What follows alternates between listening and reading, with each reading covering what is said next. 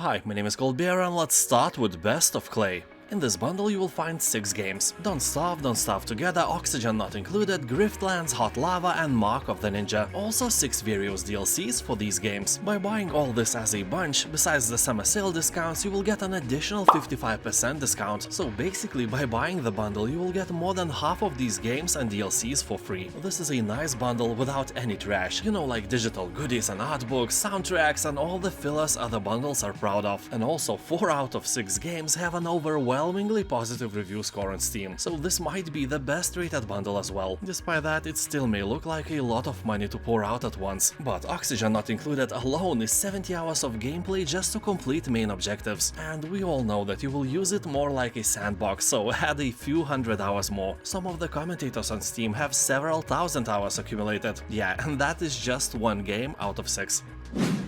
Deathloop. It is a first-person shooter where 2 rival assassins are trapped in a mysterious time loop on a remote island, doomed to repeat the same day for eternity. Your only chance for escape is to end the cycle by assassinating 8 main targets before the day resets. Every new loop is your opportunity to change everything. You will use the knowledge you gain from each attempt to change your playstyle, so it is fair to say that it is a roguelite game and may not be appealing to everyone. Here you can choose to stealthily sneak through levels or jump into the fight. You know, guns blazing, shouting war cries and profanities. In each loop you'll discover new secrets, gather intel on your targets as well as on the island, and expand your arsenal. You will be armed with a host of otherworldly abilities and incredible weaponry. Although I must warn you that the game's biggest strength is also its biggest weakness. People on Steam are saying that the game is repetitive. Yeah, who could have thought?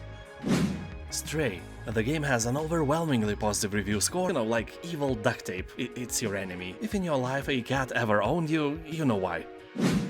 Shadow Tactics: Aiko's Choice. The game is a standalone expansion of the Shadow Tactics franchise, meaning that you are not required to have the main game to play it, and that Aiko's Choice is a full game with no strings attached. It is set in Japan around the early Edo period. Aiko's Choice is a stealth strategy where the main protagonist is a master of camouflage and distracts enemies disguised as a geisha. But it's not the only character you will be able to control. An agile ninja, mighty samurai, young thief, wise marksman and perverted penis doctor joins your course as well. Well, maybe not the latter, but you never know who is gonna jump to your aid unexpectedly.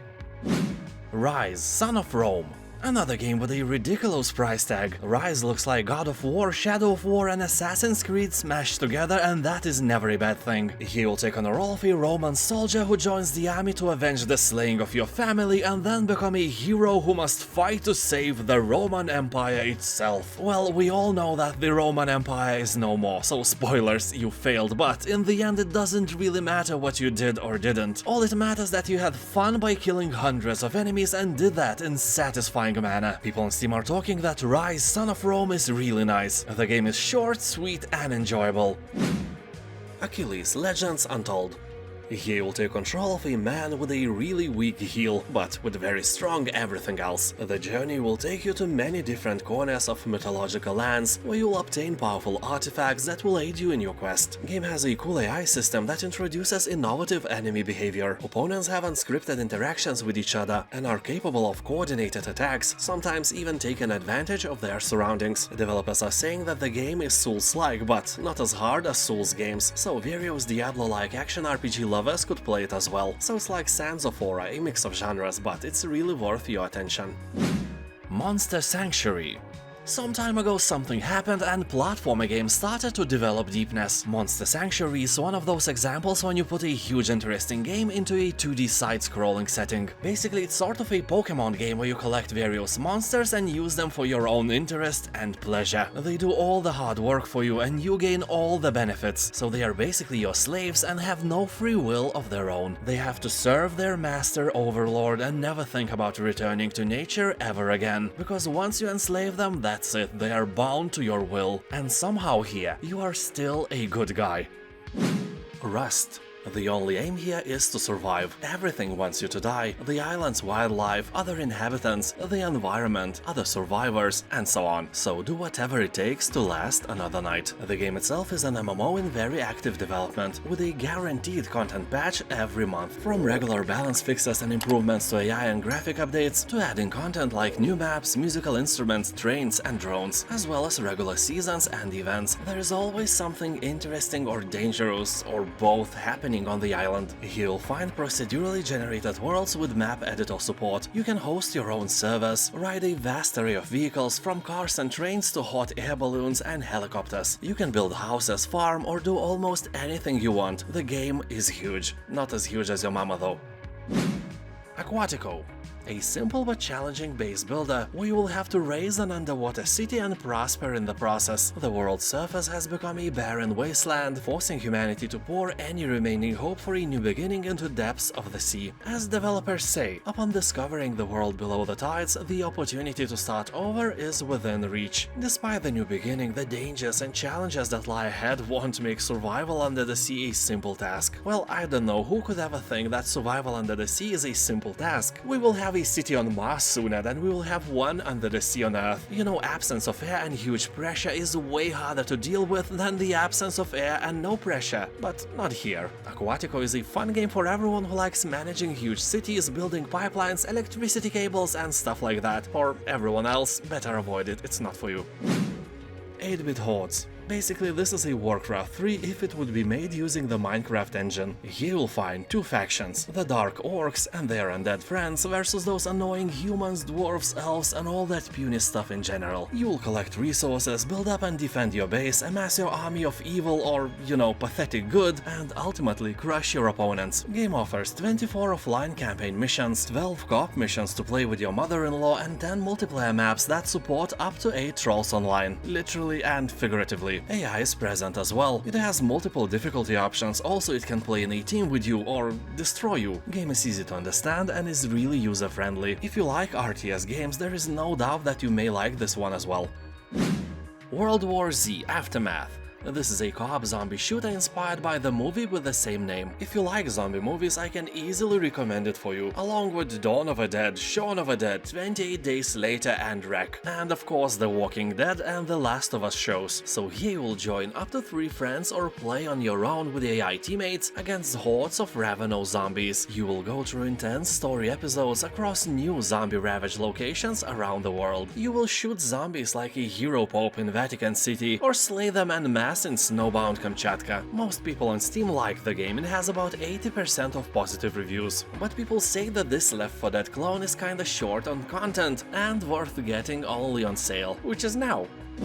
Airborne Kingdom. This is a sky city builder where you grow a unique town among the clouds, build housing, satisfy needs, and grow your clan. Maintain lift, balance weight, and be careful not to run low on fuel while you flight across a wide open landscape which changes with every playthrough. Search for resources, find lost technologies, and discover the fate of the ancients. At the same time, gain allegiance with the ground kingdoms and help them find artifacts, construct monuments, and build trade routes. Your guidance can propel an era of harmony, but knowing you and knowing me, we will probably crash into some thriving city and kill thousands of innocent people instead. Assassin's Creed Valhalla. Here you'll put on the shoes of a legendary Viking warrior on a quest of glory. Explore England's dark ages as you raid your enemies, grow your settlement, and build your political power. Yeah, this is one of the most innovative Assassin's Creed games, and the Nordic theme of Vikings is what fans of the franchise always wanted, although it is far from the top predators of the genre, such as Title of Third Witcher or even Skyrim by the quality of story and characters. Also, no boobs for you here. Viking game without boobs. What is this blasphemy? Traveler's Rest. This is a tavern management game where you can brew your own beer, run a farm, and build relationships. You are an innkeeper on a journey to transform a rundown tavern into a bustling social space. Based in a cheerful fantasy setting, Traveler's Rest is a place to meet people, explore new places, and uncover ancient magic. Along your journey, you'll discover new things to brew, farm, cook, and build to create your perfect fantasy tavern. The game is still in early access, but has more than 90% of positive reviews. People on Steam are saying that this game is awesome, and if you like titles like Stardew Valley, it's a must-play. Also, you can smack angry customers away with your mop.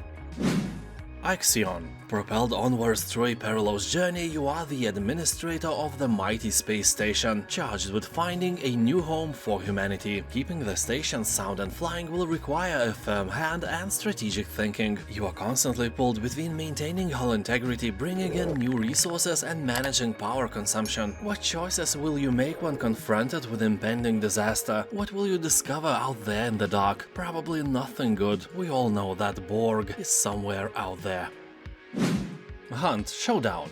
Here you will play alone or in teams as you search for clues to help you track nightmarish monsters and compete against other hunters who are after the same reward. Here you'll have to kill and banish your target, which will be some really horrible monster, but you will treat it as a sack of money instead. Collect the bounty and then get ready for the showdown. Once the bounty is in your hands, every other hunter on the map will be after your prize. Hunt has a very positive review score and it's very addictive, although it has a really steep learning curve and there is a huge chance that you will be shredded to bits by other more experienced players. Despite that, almost everyone is saying that this game is awesome and super fun. We Are The Dwarves. This is a real-time tactical adventure where you take control of 3 dwarven astronauts and lead them through the hordes of enemies in the depths of their universe. And just look at that price, it costs less than 1 can of beer in my local store. Still, more expensive than your sister. Anyway, this game genre-wise is a bit further from usual hack-and-slash titles because it has an active pause. Well, that pause is actually time-slowing and you can make some quick decisions in that time. People on Steam are talking that for this price you should buy at least 2 of them. But there is a danger of this game being too difficult for casual players, so keep that in mind. Bad North. Game is set in Nordic realm invaded by Vikings. However, the realm's prince and princess managed to escape and now can gather an army to fight the invaders. In your face, stupid invaders. Yeah, learn to invade or something. The gameplay takes place on small procedurally generated islands. During the game you gather resources and find allies who help you fight your enemies. Your army can feature various units, such as archers, knights and pikemen. Before buying, you can try the demo version on Steam for free. Patron. This is a survival city builder with an interesting social dynamic system. Here you'll gather and produce resources, build your village into a prosperous city and navigate the intricate social tensions before they reach boiling point. And if they do, everything you have built, everything you put so much energy and brain into will burn to the ground. And by that you will fail that survival part of the game. You know, here each individual citizen in the town has their needs, desires and issues troubling them or making them happy. Some citizens are more concerned with immigration, while others are more aggravated by tax-related issues or the increasing price of potato salad ingredients. If the citizens' view on the subject is in line with what you are doing, they will be happy. Works the other way around as well. Patron has mostly positive review score, but it also has a free demo available, so you can try the game without risking anything. Isonzo. This is a World War I game based on the Italian front. Inspired by the 2-year struggle for control of the Isonzo River Valley and the Alps, the game will lead you across stunning landscapes as you choose your path to victory. Cut your way through barbed wire, flank your enemies by following mountain trails, or man a mortar to blast a way through. Shape a dynamic battlefield by laying sandbags and wire, placing ammo crates, deploying trench periscopes or sniper shields. Fight with more than 30 unique weapons, survive poisonous gas attacks and intense artillery barrages. People on Steam are saying that mostly here you will run up the hill for 20 minutes and then you die. Somehow that is still a fun experience. Game is a proud owner of a very positive review score, so no tricks here. Keplerth. In this 2D sandbox RPG, you will try to survive on a hostile alien planet, where you can choose to live alone or fight side by side with your friends in the online multiplayer mode. Here your fate is in your hands. With randomly generated maps and dungeons, you can experience something new every time you play. Discover a rich biosphere, unlimited resources and all sorts of hidden catastrophes just waiting to arise. Build an elaborate home on the surface, or explore the dangers that lay beneath the ground. Fight against enemies from different factions, take on dungeons with your imaginary friends, and leave your mark on this mysterious world. Dudes and dudettes on Steam are saying that this game will give you about 25 hours of gameplay, and for this price it's a great deal. Warpips.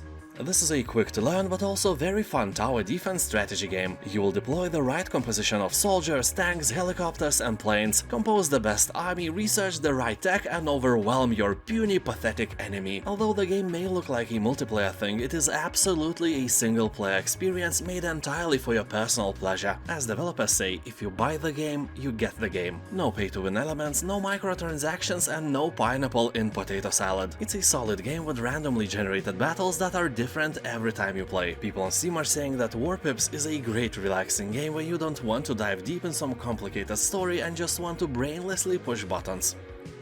Risk of Rain 2.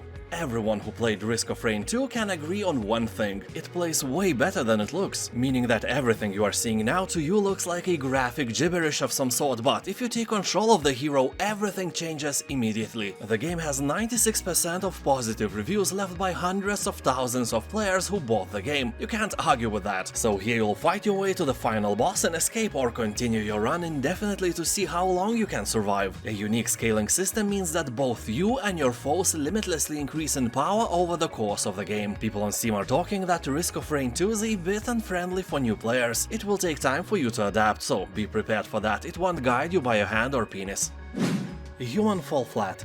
This is a hilarious, light-hearted physics platformer set in a world of floating dreamscapes. Each level provides a new environment to navigate, from mansions, castles and Aztec adventures to snowy mountains, eerie nightscapes and industrial locations. Multiple routes through each level and playful puzzles ensure exploration and ingenuity are rewarded. More than 30 million copies are sold so far, and this is not a coincidence. This game is very entertaining. And the best review I have read about this game was written by IGN. They said, "It's just dumb fun." And yeah, that's what it is. Tons of laughing guaranteed. Honey, I joined a cult. The title is a bit misleading because here you won't be joining a cult, you will be the boss of it. So let's go and create our own religion and become respectful cult leaders. In the process, make some real good money and exploit others by imposing our own will on various dimwits. Here, as everywhere else, effective management is at the heart of every money-making enterprise, and your organization is no exception. Dressing in snappy robes isn't enough, your cult must run like a well-oiled hypnotic wheel. People on Steam are talking that this is a great game to relax and play for an hour or so once in a while. So if you like management games, it may be your spoon of potato salad, but don't expect miracles. It's an entertaining game, not an actual cult simulator. You won't be actually learning how to scam people with imaginary friends. Anyway, 8 out of 10 people are happy with the game, so there is a chance that you will like it as well. Thank you for watching, and as always, keep in mind that you can find about 20 more Steam Summer Sale videos on my channel. Check them out, you will definitely find something for yourself. Have a nice day and I'll see you next time, bye!